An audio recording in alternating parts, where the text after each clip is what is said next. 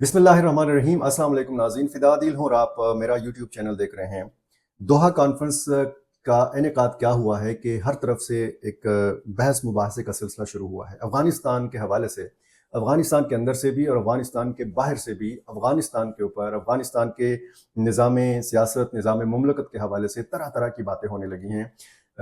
बहस मुबाहसा ये हो रहा है कि कुछ लोग कहते हैं अफ़गानिस्तान की हुकूमत ने दोहा कॉन्फ्रेंस में शिरकत ना करके एक बहुत सुनहरी मौका गंवा दिया है, ये एक बहुत बेहतरीन मौका गंवा दिया है। यहाँ पर वो दुनिया के सामने अपना मुकदमा पेश कर सकती थी अफ़गान हुकूमत, लेकिन अफ़गान हुकूमत ने शिरकत नहीं की, बहुत बड़ा नुकसान किया। कुछ लोग कहते हैं कि अक़वाम मुत्तहिदा को यानी अमरीका को घास ना डालकर तालिबान की हुकूमत ने बड़ा शानदार फ़ैसला किया है, बहुत ज़बरदस्त फ़ैसला किया है। ये दो मुख्तलिफ़ किस्म की आरा हैं।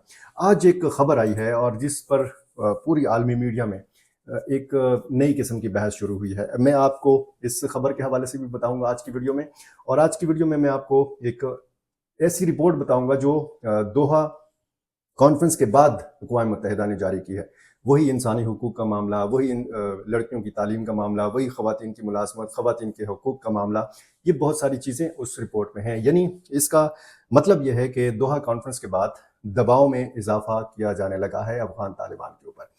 वो खबर क्या है? वो खबर यह है जो जो जो आलमी मीडिया में ज़ेर बहस रही कि एक अफ़गान ओहदेदार ने कहा है कि सहाफ़ी जो हैं, ये जो जिसको पश्तो में खबरियाल कहते हैं, जो जर्नलिस्ट्स होते हैं, रिपोर्टर्स होते हैं, फ़ोटोग्राफ़र्स होते हैं या कैमरामैन होते हैं, ये तस्वीर या वीडियो बनाकर बड़े गुनाह का इर्तिकाब कर रहे हैं।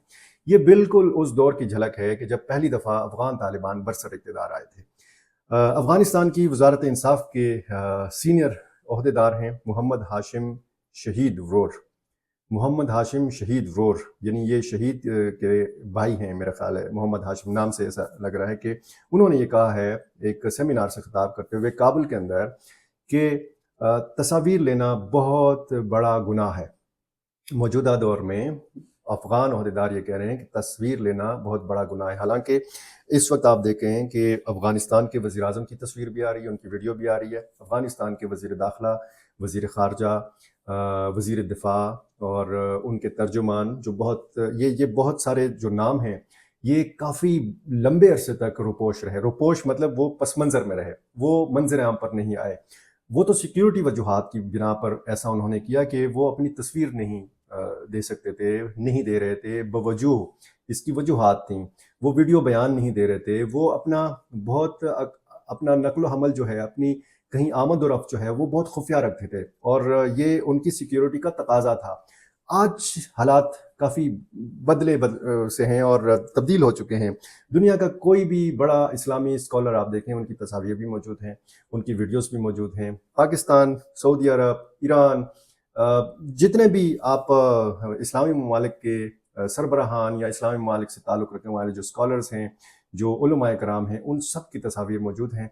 लेकिन ये साहब कह रहे हैं कि तस्वीर लेना बहुत बड़ा गुनाह है, और उन्होंने कहा कि हमारे मीडिया के दोस्त और अफ़गान इस गुनाह में मुसलसल मसरूफ़ अमल हैं और बदअखलाक़ी की तरफ खिंचते चले जा रहे हैं। कंदहार के गवर्नर महमूद आज़म के तर्जुमान ने गैर मुल्की एक एजेंसी है AFP, उससे गुफ्तगू करते हुए बताया कि कंदहार में तालिबान के अहदेदारों ने गुज़श्ता हफ्ते हुक्म जारी किया था कि जानदारों की तस्वीर ना ली जाएं, लेकिन इस पाबंदी का मीडिया या अवाम पर इतलाक़ नहीं किया गया था। इस्लामी आर्ट में इंसानों और जानवरों की तस्वीर खींचने या बनाने से गुरेज किया जाता है। 1996 से 2001 तक आपको याद है नाज़रीन के तालिबान बरसर इक़्तिदार आए थे और उस दौर में टेलीविज़न पर पाबंदी थी, उस दौर में कैमरे पर पाबंदी थी, उस दौर में तस्वीर लेने पर, वीडियो बनाने पर पाबंदी थी।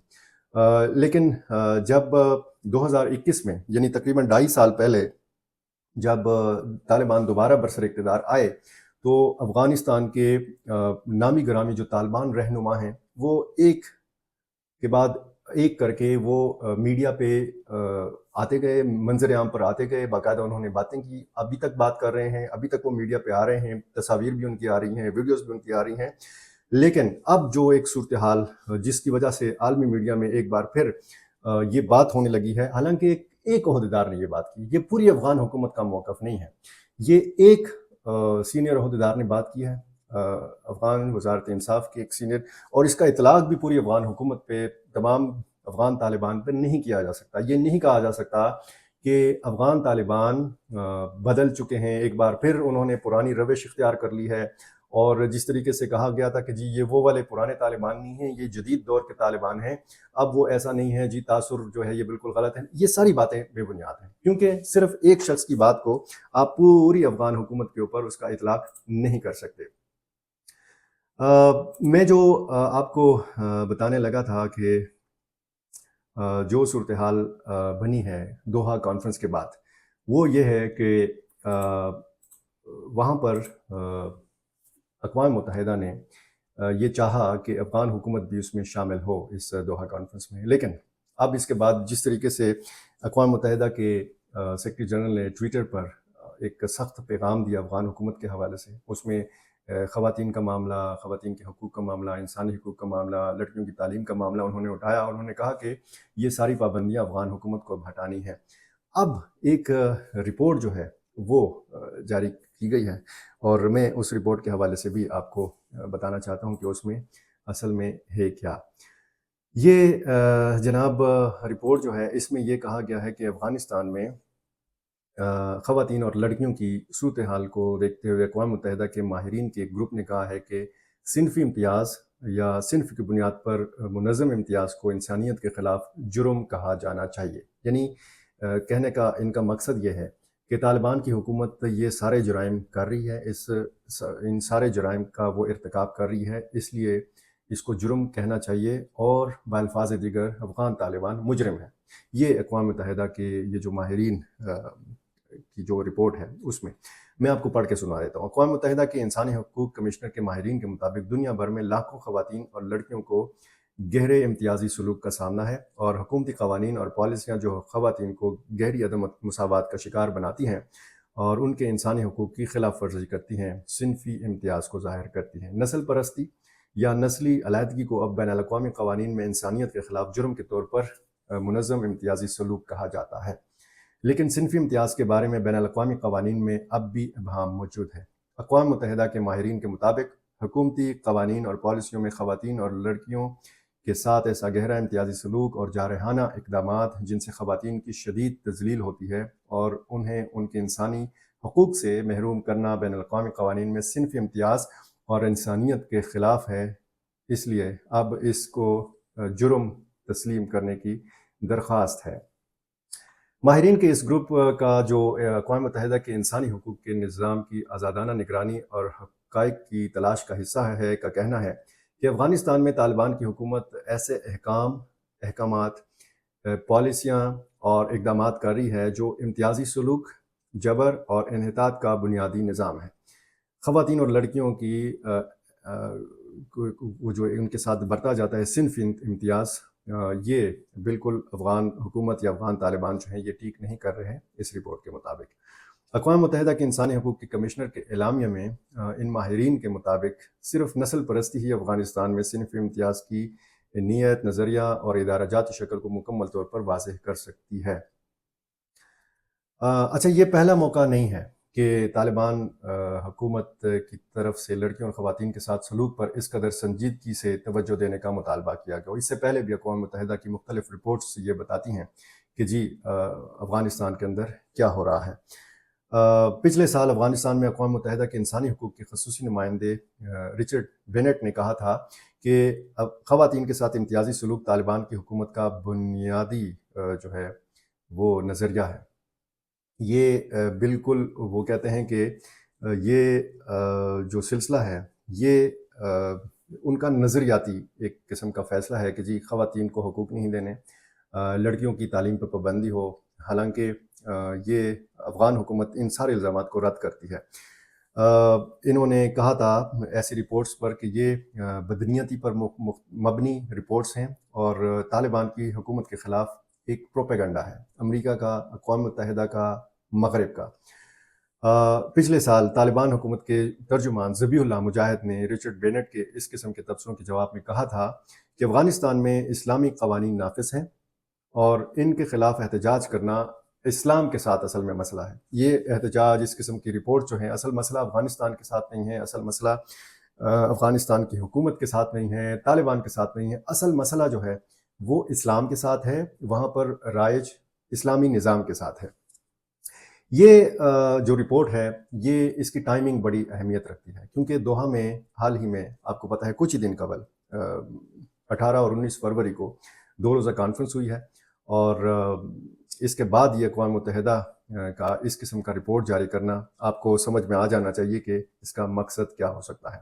اس کا مقصد یہی ہے کہ زیر دباؤ لایا جائے، فشار ڈالا جائے، دباؤ ڈالا جائے، اور دنیا کو یہ بتایا جائے کہ جی افغان طالبان کر کیا رہے ہیں۔ افغان طالبان نے گھاس نہیں ڈالی، اقوام متحدہ کو بالکل لفٹ نہیں کرائی، صفر میں ضرب دی امریکہ کو، امریکہ کے مطالبات کو، امریکہ کے تحفظات کو۔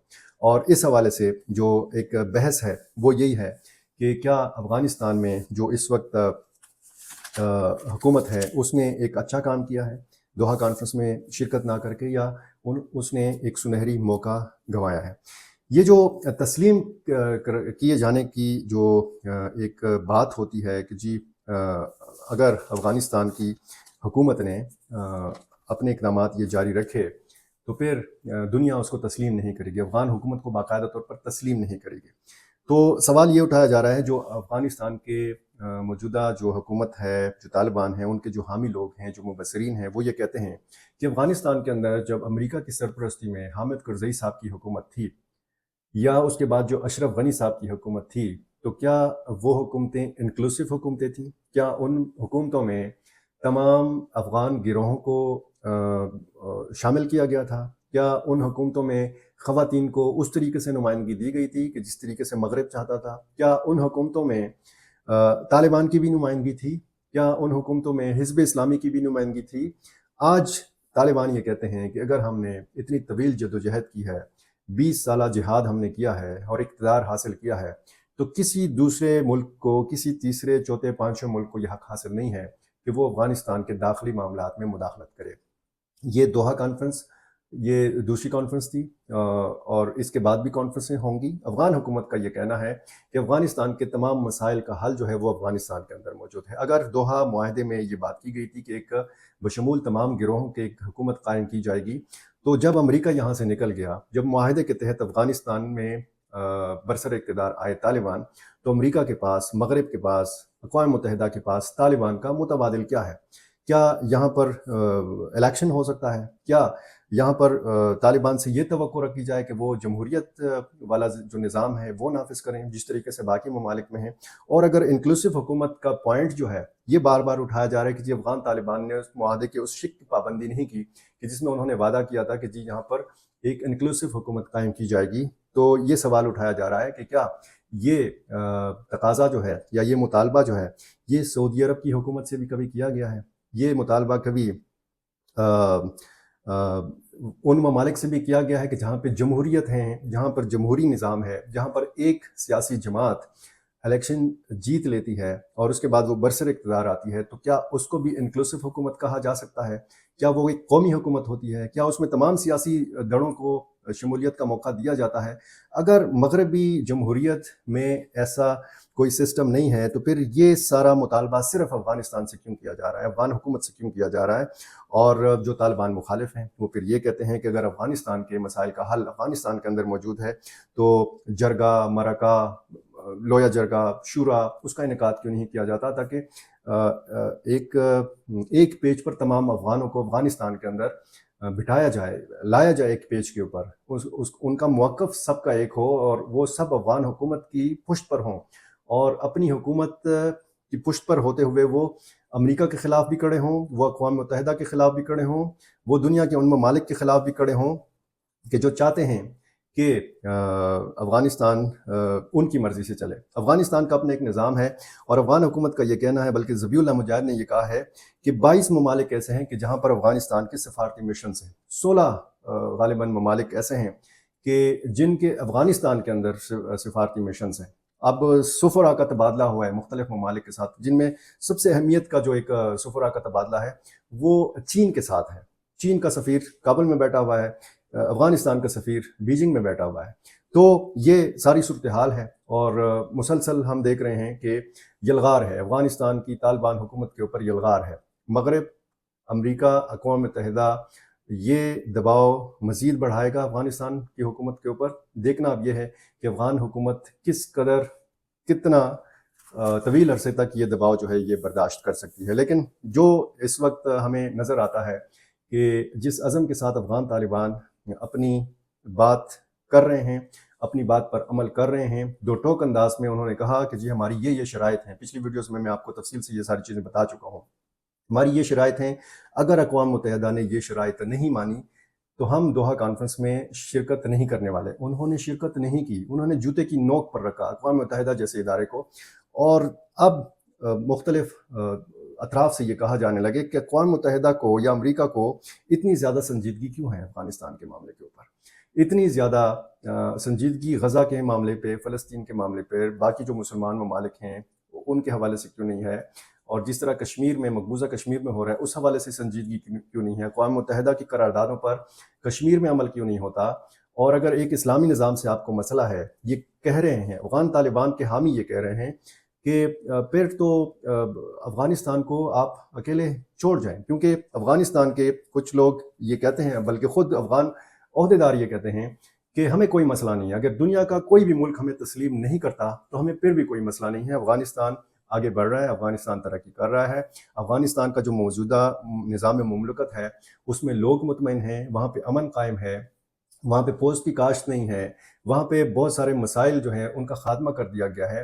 اور یہ بھی کہا جا رہا ہے کہ جو خواتین کے حقوق کے معاملات ہیں، جو انسانی حقوق کے معاملات ہیں، جو لڑکیوں کی تعلیم کے معاملات ہیں، ان کو بھی دیکھا جا رہا ہے. اچھا، میں یہ جب ساری باتیں کرتا ہوں تو میرے کچھ ناظرین یہ سمجھتے ہیں کہ یہ میں اپنی طرف سے بات کر رہا ہوں.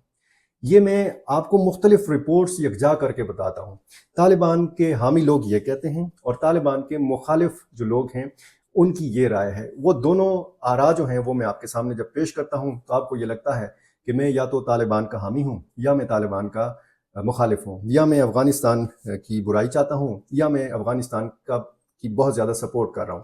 میں ایک جرنلسٹ ہوں، میں ایک صحافی ہوں، اور میرا یہ ویڈیو کرنے کا مقصد یہ ہے کہ جو اردو سمجھنے والے پاکستانی ہیں، جو انڈینز ہیں، جو بنگلہ دیشی ہیں، وہ افغانستان کی صورتحال کے حوالے سے بھی جانیں. یہ ناظرین کا حق ہے. اور اس میں چونکہ سرحد نہیں ہوتی یوٹیوب کے اس ڈیجیٹل دنیا میں، تو میرے ناظرین جو ہیں وہ امریکہ میں بھی ہیں، وہ یورپ میں بھی ہیں، وہ افغانستان میں بھی ہیں، پاکستان میں بھی ہیں، انڈیا بنگلہ دیش میں بھی ہیں.